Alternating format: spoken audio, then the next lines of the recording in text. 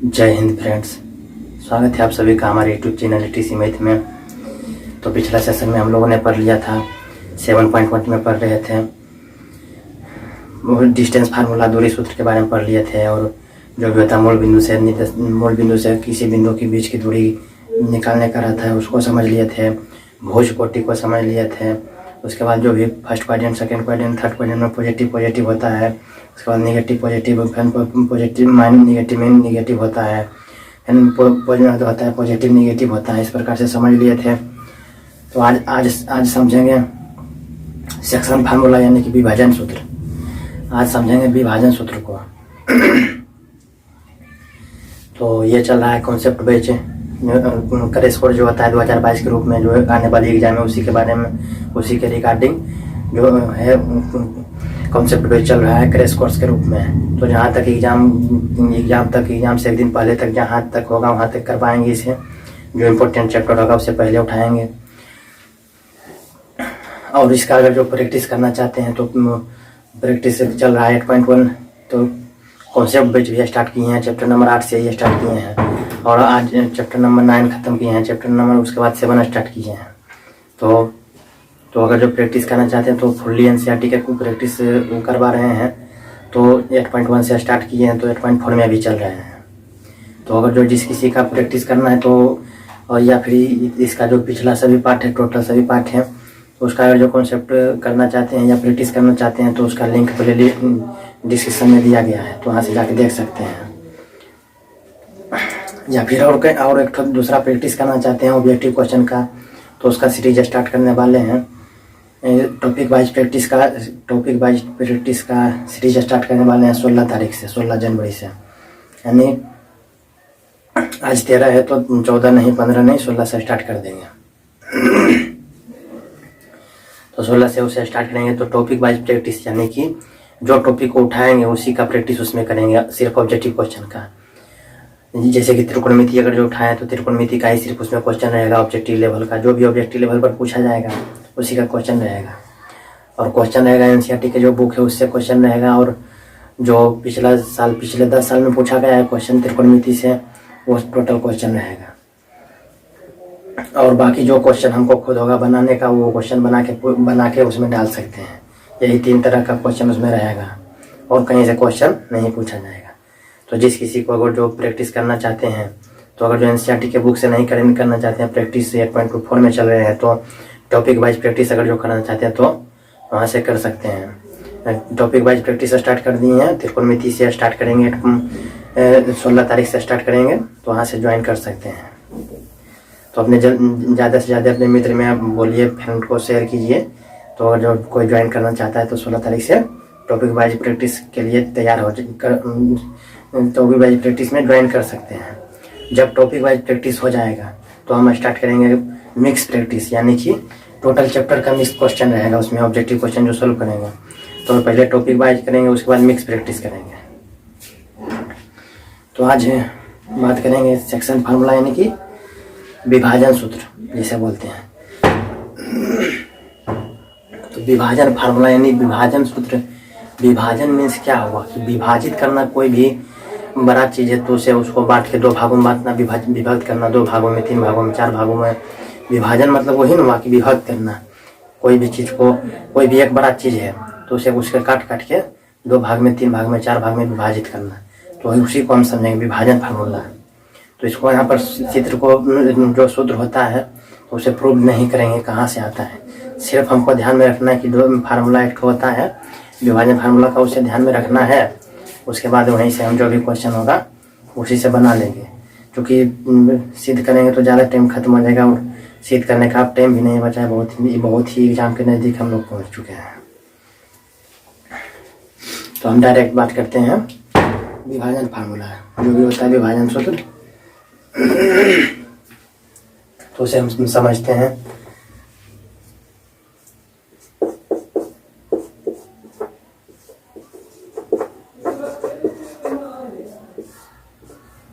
विभाजन सूत्र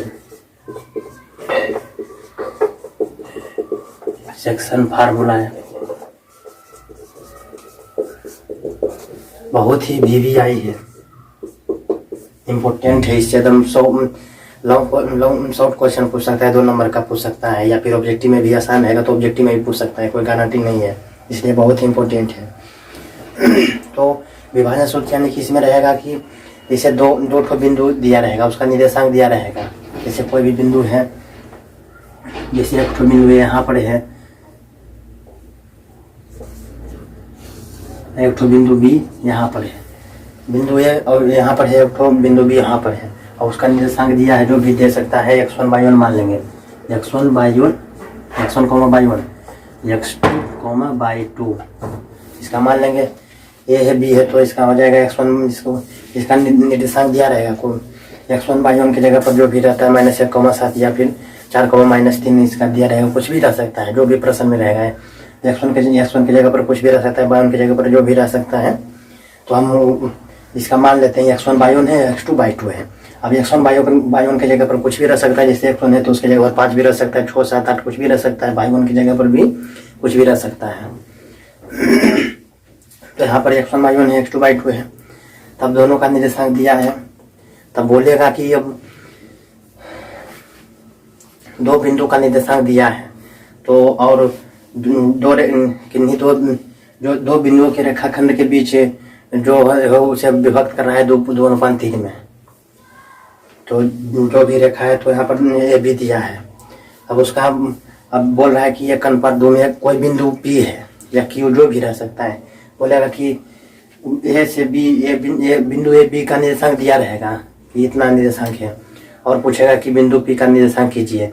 जो रेखाखंड ए बी है, रेखाखंड लाइन सेगमेंट जिसे बोलते हैं, तो ए बी रेखाखंड है तो उसे 1:2 में विभक्त कर रहा है या 1:1 में विभक्त कर रहा है, तो वही दे देगा क्वेश्चन कि ये दो बिंदु है और ये दो बिंदु का निर्देशांक इतना है और एक बिंदु पी है जो अंतर विभाजन या बाय विभाजन कर रहा है, तो जो बिंदु है उसका निर्देशांक ज्ञात कीजिए। तब कोई बिंदु मान लेते हैं जैसे ए बी है, अंतर विभाजन और बाय विभाजन। तो ऐसे इसमें अगर जो अंतर विभाजन पूछेगा यानी सिर्फ विभाजन पूछेगा तो हम अंतर विभाजन के ही फार्मूला थी करेंगे। अब बोलेगा बाय विभाजन तो बाय विभाजन पूछेगा तो पर सिर्फ पॉजिटिव प्लस में रहेगा तो माइनस फार्मूला लिखेंगे तो उसमें हम समझा देंगे। तो कोई बिंदु यहाँ पर ये दोनों के अंदर में कोई बिंदु पी है, इसका निर्देशांक हमें पता नहीं है कि कौन सा अनुपात में बांट रहा है। कोई बिंदु पी है, यहाँ पर पी का है मान लेते हैं x1 by 1 है, x बाई सिर्फ है, इसका निर्देशांक x बाई है, तो इसी का निर्देशांक हमको याद करना है। ये दोनों का निर्देशांक दिया रहेगा, ये बी का निर्देशांक दिया रहेगा, और कोई बिंदु पी जो है जो दोनों ये जो रेखाखंड है उसे विभाजित कर रहा है, तो इसे इसका निर्देशांक याद करना है। तो अब ये जो अनुपात है, जैसे यहाँ से यहाँ की मान लेते हैं 10 मीटर है, यहाँ से यहाँ 10 मीटर है, यहाँ से यहाँ की दूरी क्या है 10 मीटर है। तो अब हो सकता है कि इसको ये बीचों बीच हो, बीचों बीच यानी होगा, यानी कि जितना इधर रहेगा, यहाँ से जितना दूरी यहाँ का रहेगा बिंदु पी का, उतना ही दूरी बी से बिंदु पी का रहेगा, यानी कि 1 होगा, 1:1 हो जाएगा। तो 1:1 यानी 1:1 यानी कि जितना यानी मध्य बिंदु हो जाएगा। 1:1 यानी उसी होता है मध्य बिंदु, यानी कि बीच में रहेगा। 1:1 यानी जैसे 10/10 है तो कट देंगे तो 1/1 लिख सकते हैं कि नहीं, यानी कि अगर जो इधर 10 है, इधर 10 है तो इधर भी 10 होगा, इधर 5 है तो इधर भी 5 होगा। तो 1:1 का मतलब वही हुआ। अगर जो 2:1 है तो 2:1, अगर जो 2:1 है या 1:2 है तो 1:2 का मतलब है कि 1:10 है, नीचे इसका मान है 20 है तो कट जाएगा, और नीचे 1 गुने 10 तो 1 और 2 गुने 10 तो 10 दूनी 20, तो 1:2 हो जाएगा। 1:2 का मतलब इधर अगर जो 10 है तो उधर हो जाएगा 20। इसको समझने के लिए लिख दिए हैं। अब 1:2 नहीं रह के हो सकता है 2:4 कर सकता है, 2:4 भी कर सकता है, 2:3 कुछ भी दे सकता है। तो इसे मान लेते हैं कि हम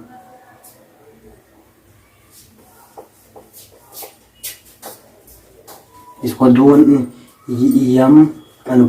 में विभाजित कर रहा है। ये जो बिंदु P है वो रेखाखंड AB को कितना में यम अनुपात n में विभाजित कर रहा है, यम अनुपात n में।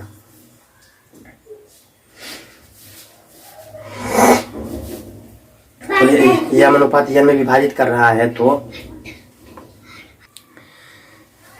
यम अनुपात n में विभाजित कर रहा है। तो इस प्रकार से अब हमको x और y का निर्देशांक ज्ञात करना है। जो बिंदु यहाँ पर P है उसका मान लेते हैं x है, इसका निर्देशांक क्या है, x से y है, तो उसी का मान निकालना है।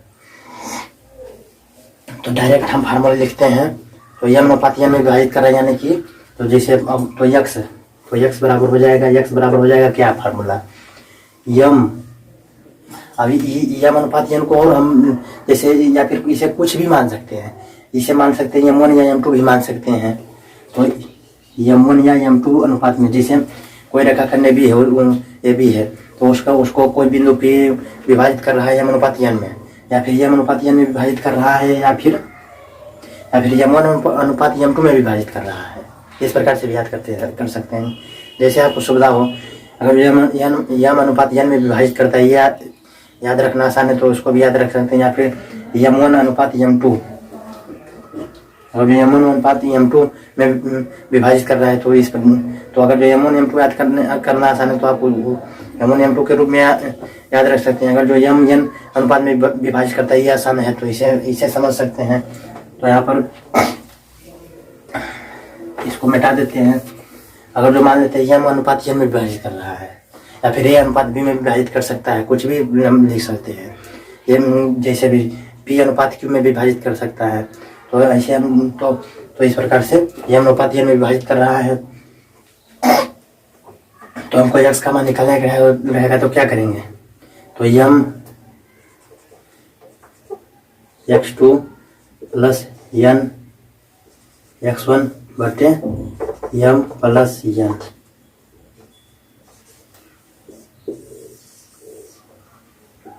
x का मान निकालेंगे s का निकालेंगे तो x बराबर हो जाएगा यम x2 प्लस n x1 बटे यम प्लस n। और दूसरा y का निकालने का रहेगा तो क्या करेंगे, यम बाई 2 प्लस n बाई 1 बटे यम प्लस n। इस प्रकार से हम निकाल सकते हैं। बस यही दोनों एकदम इम्पोर्टेंट है, एकदम इसे एकदम याद करके रखना है। यस का निकालने का रहेगा तो यम x2 प्लस n x1 बटे यम प्लस 1।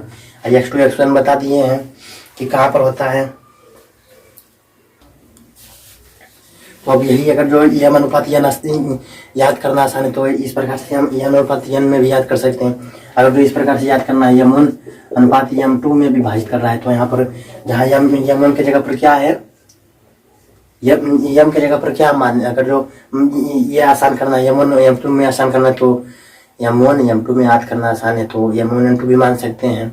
तो m1 की जगह पर क्या है, m की जगह पर क्या है m1, तो यहाँ पर अगर जो इस प्रकार से m1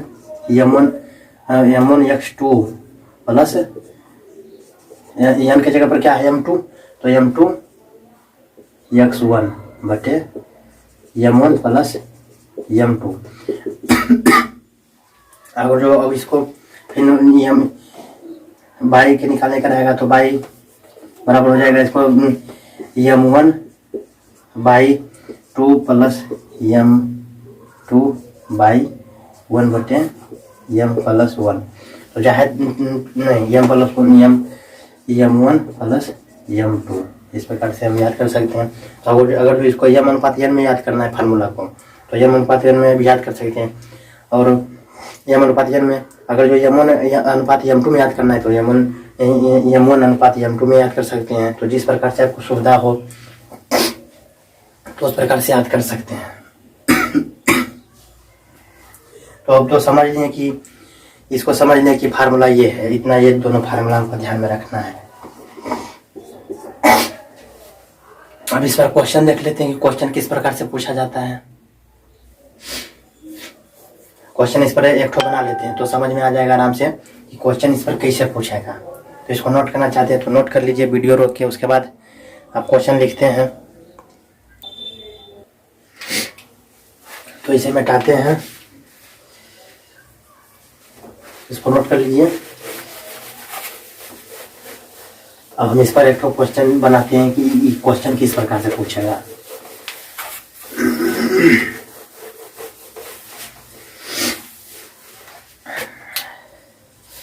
क्वेश्चन एक लिखते हैं। क्वेश्चन है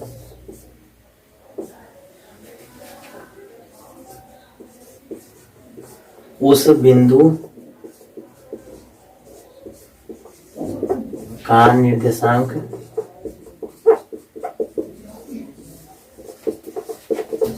ज्ञात करें जो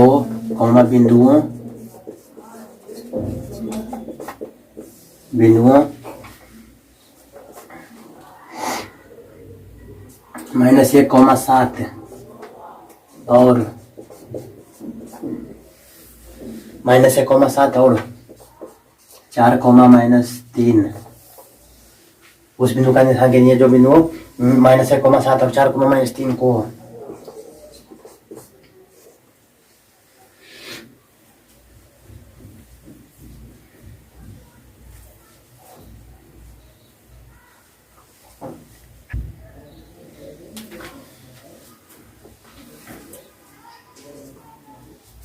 मिलाने वाली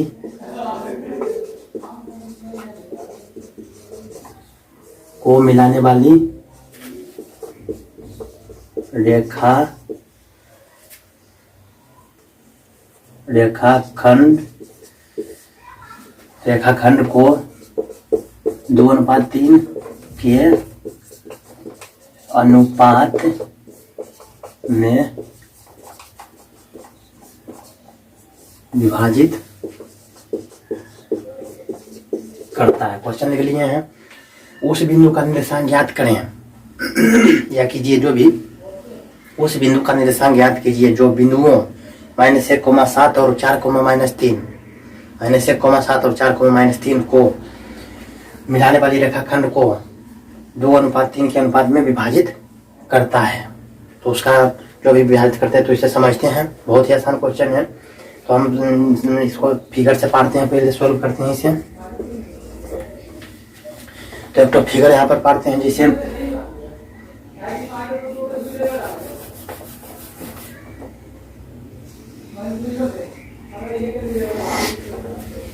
फिगर के पार लिए। तो वहाँ पर क्या है, बिंदुओं, दो बिंदु है, बिंदुओं यानी दो बिंदु है। तो इस बिंदु को मान लेते हैं ए, इस बिंदु को मान लेते हैं बी, हो गया। अब ए का क्या दिया है -1,7, बी का क्या दिया है 4,-3। इतना निर्देशांक दिया है ए और बी का निर्देशांक दिया है ए का है -7 और बी का है 4-3। तो इस प्रकार से हम इसे, तो ये भी हो गया। अब उसके बाद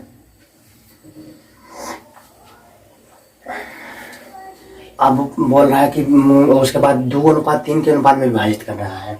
ये जो रेखाखंड को कितना अनुपात में विभाजित कर रहा है 2:3 में। तो 2:3 में यानी कि तो अपने मन से 2:3। यहाँ पर कोई बिंदु P है तो इसका निर्देशांक हमको, कोई बिंदु P है उसको इस रेखाखंड को 2:3 के अनुपात में विभाजित कर रहा है।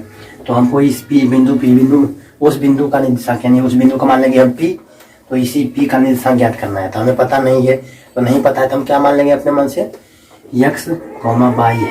मान लेंगे इसका निर्देशांक x, y है। तो इसको हमको अब इसी का मान निकालना है। अब 2:3 के अनुपात में विभाजित कर रहा है। अब इतना हो गया। जो इसमें दिया था उसको हम इसमें लिख लिए, अपने मन से कुछ नहीं लिखे हैं। अब इसे सॉल्व करेंगे तो मान लेंगे जो लिखें, जो इसको ये माने हैं अपने मन से माने हैं तो उसको लिख लेंगे। तो माना ए का माना बिंदु ए का निर्देशांक, माना बिंदु ए का निर्देशांक -1,7 है तथा बिंदु बी का निर्देशांक -3 है। इतना है, इतना माने थे। ए को माने थे -1,7, बी को माने थे 4,-3 और उसके बाद इतना हो गया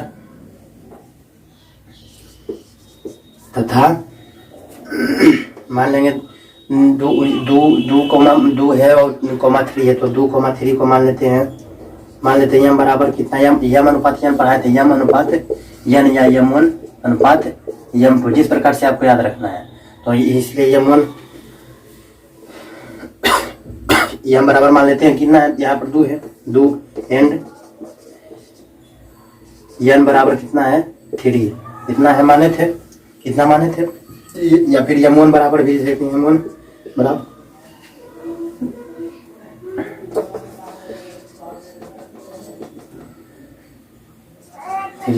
यम1 या यम इसे मान सकते हैं। तो उसे उसका मान क्या है 2:3, यम अनुपात यम में बताया था अभी, तो 2:3 यानी 2 कितना है, 2 की जगह पर क्या है यम, तो यम की जगह पर क्या है 2, या फिर यम1 की जगह पर 2 है, या फिर यम2 की जगह पर 3 है, या यम की जगह पर 3 है, इतना है।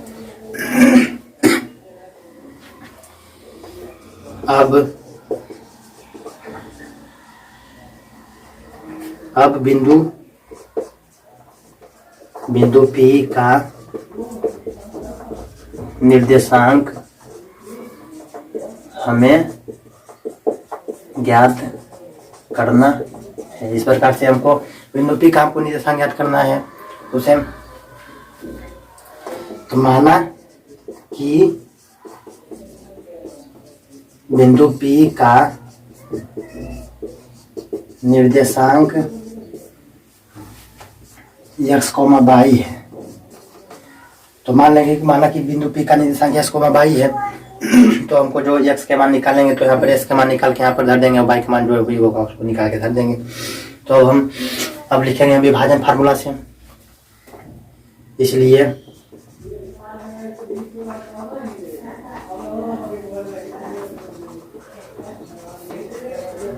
विभाजन फार्मूला से अब हम जाएंगे। विभाजन फार्मूला में क्या पढ़े थे, x बराबर क्या होता है, x बराबर यम x2 प्लस यन x1 बटे यम प्लस यन। इस प्रकार से हम इसे समझे। उसके बाद तो क्या है, x बराबर इतना है था, पढ़े थे अभी, पिछले अभी पढ़ा रहे थे।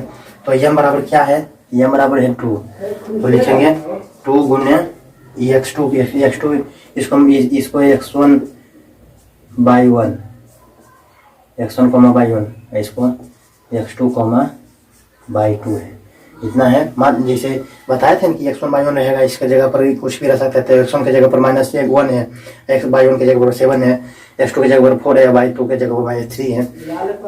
तो यम x2, तो x2 कितना है, x2 है 4, तो 4 यम कितना है 2 और x2 है 4, तो 2 गुने 4, उसके बाद प्लस है तो प्लस ये यन x1, x1 कितना है, यम कितना है 3, तो 3 लिखेंगे, 3 गुने x1 कितना है -1, तो -1 हम कर देंगे। तो इस प्रकार से उसके बाद यम प्लस यन, तो 2 प्लस 3 हो जाएगा। तो बराबर क्या हो जाएगा, 4 दूनी 8 प्लस 3, 4 दूनी 8 प्लस 3 8, 4 दूनी 8 गुने -1 गुने 3 तो -3 हो जाएगा। तो 4 दूनी 8 में से 3 जाएगा तो कितना बचेगा, 5 बचेगा। अब 3 2 5, तो 5 बचे, 5 बच के क्या आ गया, बराबर आ गया। x का मान कितना आ गया, हमको 1 आ गया। अब हमको y का मान निकालना है। तो y बराबर हम पढ़े हैं, y बराबर m by 2 minus plus n by 1 बटे यम प्लस 1, यम प्लस 1 नहीं, भाई x बराबर इतना पढ़े थे, यम x2 प्लस यन x1 बटे यम प्लस यन। बाई 2 बराबर क्या पढ़े थे, यम बाई 2 प्लस यन बाई 1 बटे यम प्लस यन, अभी पिछला अभी पढ़ा रहे थे। तो यम की जगह पर क्या है 2 गुने बाई 2 की जगह पर क्या है -3, और उसके बाद है प्लस है तो प्लस यन का मान है 3 और गुने बाई 1 की जगह पर क्या है 7, बाई 1 की जगह पर 7 है तो 7 दे देंगे। उसके बाद हम इसे यम प्लस यन यानी 2 प्लस 3 दे देंगे। तो 3 दूनी 6 -6 प्लस 7 या 21 प्लस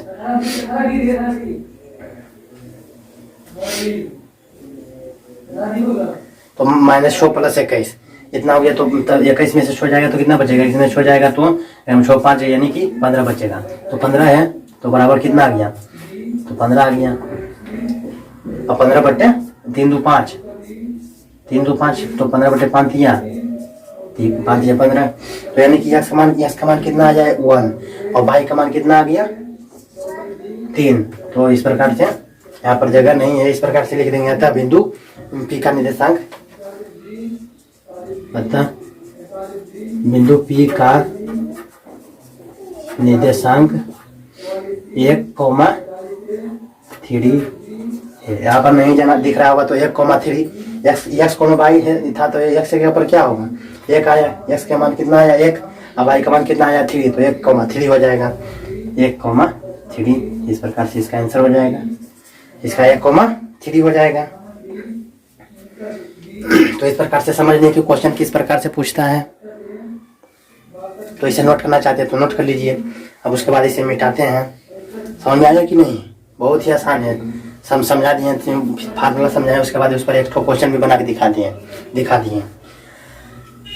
अब एक ठो और फार्मूला आता है, मध्य बिंदु का निर्देशांक पूछ देगा। मध्य बिंदु का निर्देशांक क्या है, तो उस पर उसको भी हम देख लेते हैं। इसको नोट करना चाहते हैं तो नोट कर लीजिए, वीडियो रोक के इसे मिटाते हैं।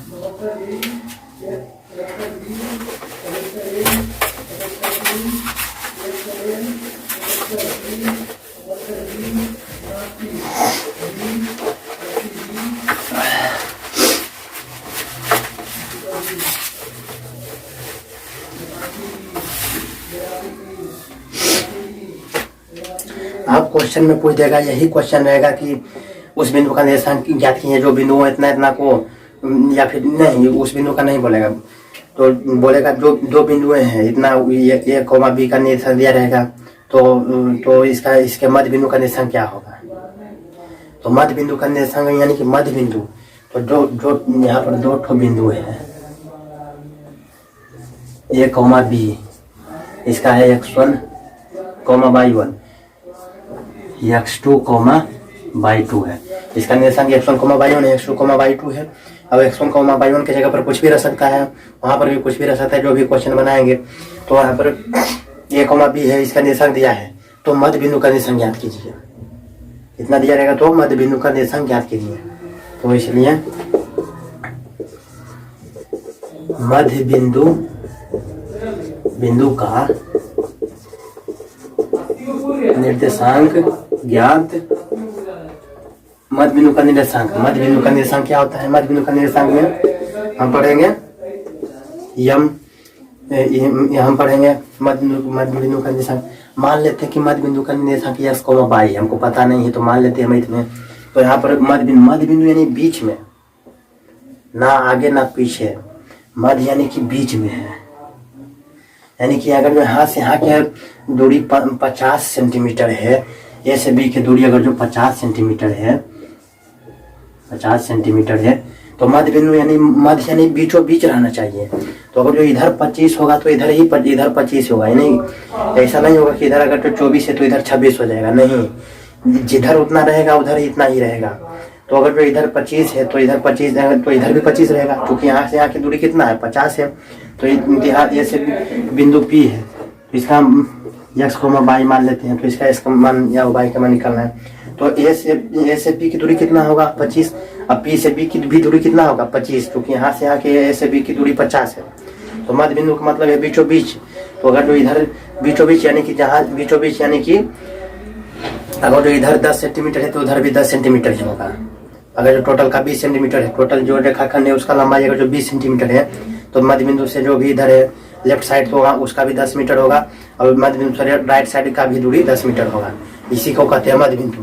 तो अगर जो 25 है तो मध्य बिंदु का निर्देशांक यानी कि इधर 25 है और तो इधर भी 25 है, तो 25/25 बराबर 1:1।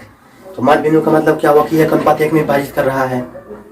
मध्य बिंदु का मतलब क्या हुआ 1:1 मतलब क्या हुआ, अभी समझाए थे कि 1:1 मतलब कोई भी रेखाखंड को कोई बिंदु अगर जो 1:1 में विभाजित कर रहा है, यानी कि 1:1 यानी कि जितना उस बिंदु से जितना राइट में दूरी है उतना ही लेफ्ट में भी दूरी होगा, जितना बायां साइड दूरी होगा उधर उतना दाएं साइड ही दूरी रहेगा। तो इस प्रकार से तो 1:1 उसे बोलते हैं। तो बोला है यहाँ पर मध्य बिंदु, तो मध्य बिंदु का भी मतलब होता है कि बीच में।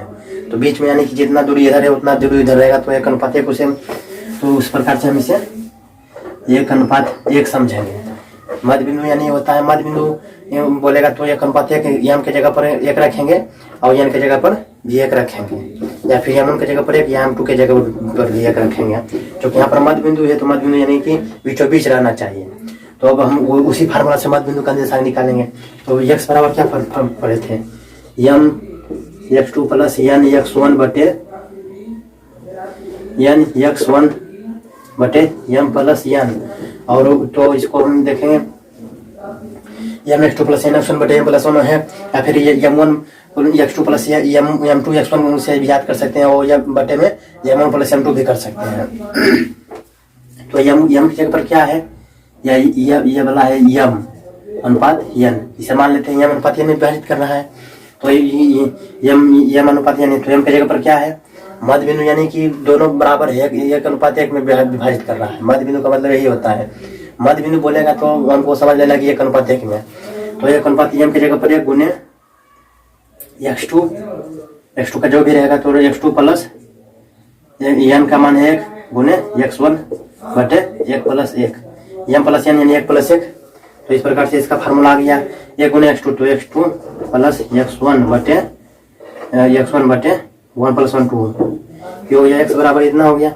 अब y बराबर हो जाएगा यम बाई 2 प्लस यन बाई 1 बटे यम प्लस 1 बराबर 1 गुने बाई 2 प्लस 1 गुने बाई 1 बटे 1 प्लस 1 बराबर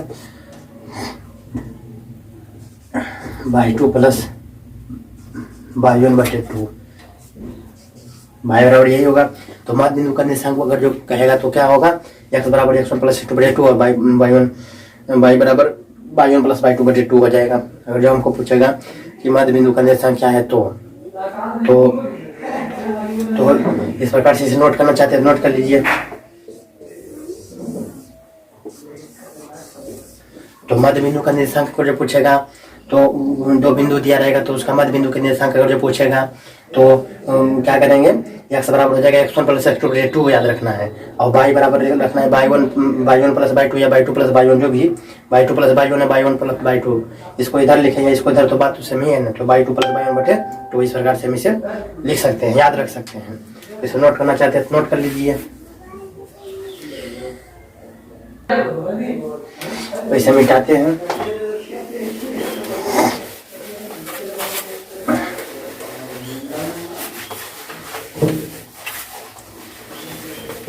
तो अगर जो मतलब जो अभी इस पर क्वेश्चन देख लेते हैं, क्वेश्चन किस प्रकार से पूछा जाता है। तो क्वेश्चन इसमें वही जो क्वेश्चन अभी बताए थे, तो उसमें बोला था कि उसमें मध्य बिंदु नहीं बोला था, सिर्फ बोला था ये भी का दिया था, बिंदु दिया था, और बोला था कि जो अंत विभाजित या जो भी बाई विभाजित करता है उसका मान निकाल दे।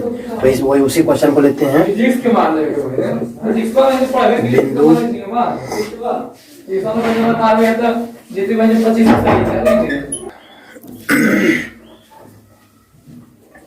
क्वेश्चन लिखते हैं बिंदु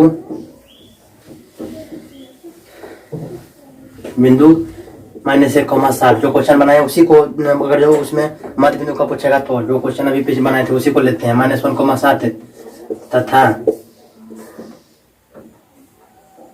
4 कितना था, 4 -3 या -3,4 था, 4 -3 था, 4 -3 था। तो बिंदु इतना तथा इतना के मध्य बिंदु नहीं,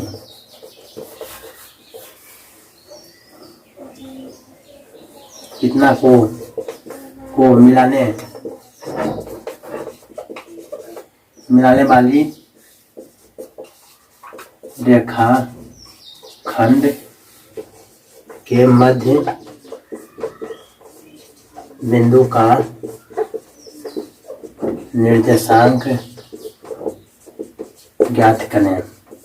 इतना बिंदु है, इतना बिंदु को मिलाने वाली रेखाखंड जो है उसके मध्य बिंदु का निर्देशांक ज्ञात करें। तो इस प्रकार से हम इसे सोल्व करते हैं। तो यहाँ पर एक बिंदु है, यहाँ पर एक बिंदु है, इसे मान लेते हैं, इसे भी मान लेते हैं। तो ये बिंदु यहाँ पर मध्य बिंदु के यहाँ पर मान लेते हैं P है, ये मध्य बिंदु P है, इसका x, y है, इसका x1, y1 है, x1, y1 और इसका x2 बाई 2 है। तो x1 बाई 1 की जगह पर क्या है -1 7, x2 बाई 2 की जगह पर क्या है 4 -3, 4 -3 है। अब हमको मध्य बिंदु यानी P का निकालना है, तो x बाई का, तो मध्य बिंदु का फार्मूला से सूत्र से हम डायरेक्ट हम निकालते हैं। अब लैंग्वेज में आप जो लैंग्वेज लिखते हैं माना है इस तो आप लिख सकते हैं अपने मन से। अभी पिछला क्वेश्चन में बताए थे वहाँ पर लिख सकते हैं। तो हम डायरेक्ट हम फार्मूला से x बराबर क्या आता है x1 प्लस x2 बटे 2, अब y बराबर होता है बाई 1 प्लस बाई 2 बटे 2। तो इसको सोल्व करते हैं। x1 प्लस x2, x1 कितना है -1 प्लस x2 कितना है x2 कितना है 4, तो 4 x1 बटे 2 है। उसके बाद इधर नीचे में क्या है बाई 1 प्लस बाई 2, बाई 1 कितना है 7 प्लस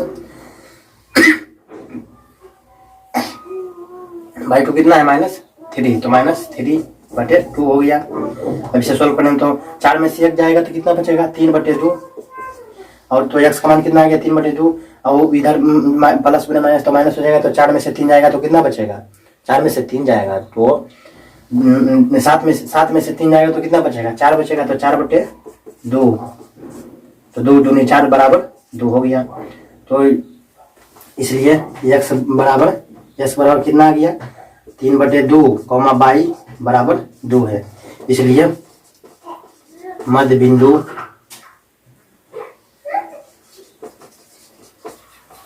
P माने हैं, तो P का निर्देशांक हो जाएगा x का मान कितना है 3 बटे 2, x बाई का मान 2 है, तो x आंसर। तो अगर इसी क्वेश्चन को बोलते था मध्य बिंदु का निर्देशांक, तो मध्य बिंदु का निर्देशांक के फार्मूला से चलते हैं। तो फार्मूला लिखा दिया x1 प्लस x2 बटे, मध्य बिंदु का निर्देशांक क्या होता है x बराबर x1 प्लस x2 बटे 2, y बराबर बाई 1 प्लस बाई 2 बटे 2 होता है। तो इस प्रकार से इसको निकालने, तो इस बिंदु P का निर्देशांक 3 बटे 2 है, मध्य बिंदु का निर्देशांक पूछेगा तो इस प्रकार से इसे नोट करना चाहते हैं तो नोट कर लीजिए। तो ये सेशन तो हो गया, इसको अब समाप्त करेंगे। अब नेक्स्ट सेशन में हम इसका जो करेंगे 8.3 का करेंगे। उसमें जो त्रिभुज का फार्मूला होता है, त्रिभुज का क्षेत्रफल निकालने का रहता है, तो उस पर वो जो उसका जो फार्मूला था उसे देख लेंगे, उस पर भी क्वेश्चन बना लेंगे, और छोटा मोटा जो क्वेश्चन पूछा जाता है उसे देख लेंगे। उसके बाद 7.3 खत्म हो जाएगा, तो इसके बाद ये चैप्टर खत्म हो जाएगा। तो उसके बाद जो भी होगा ये P या जो भी प्रायिकता या जो भी होगा स्टार्ट करेंगे। तो इसे नोट करना चाहते हैं नोट कर लीजिए। तो अगर जो कॉन्सेप्ट अगर जो टॉपिक वाइज कोई प्रैक्टिस करना चाहते हैं तो 16 तारीख से स्टार्ट करने हैं, 16 जनवरी से स्टार्ट करने हैं टॉपिक वाइज प्रैक्टिस यानी कि जो टॉपिक से उठाएंगे उसी का सिर्फ ऑब्जेक्टिव क्वेश्चन रहेगा। तो इस प्रकार से जल्दी से जल्द अपने फ्रेंड को शेयर करना है। तो इस प्रकार से इस सेशन को ये समाप्त करते हैं। जय हिंद।